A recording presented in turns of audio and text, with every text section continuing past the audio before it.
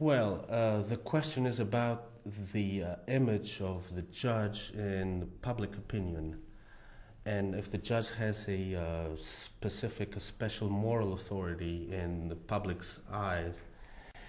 The answer is quite complex, in fact, because the French Revolution, 2.5 centuries ago, was directed largely against that time's judges, what we call at the time the Parlement, which are not parliaments but were courts of justice, because at the time of the Ancien Régime, the feudal law before the French Revolution, these judges had an extremely wide power, and they can even subject the king to their, orders or injunctions. And the revolutionaries tried to destroy judicial power and to concentrate the whole of the power in the political branches. Now, that's where the source of a certain distrust against judges comes from.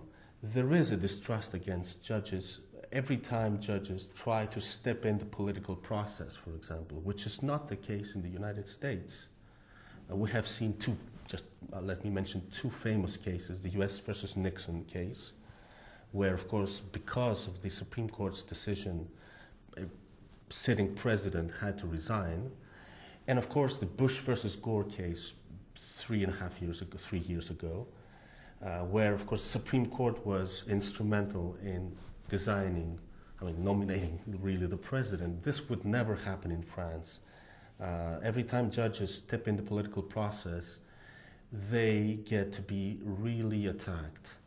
But on the other hand, because of the professional character, the bureaucratic character of the judicial career, people are attached, believe in the independence and impartiality of the judiciary, much more than they do in a system of elected judges in the county or state level, as is mostly the case in many states of the United States.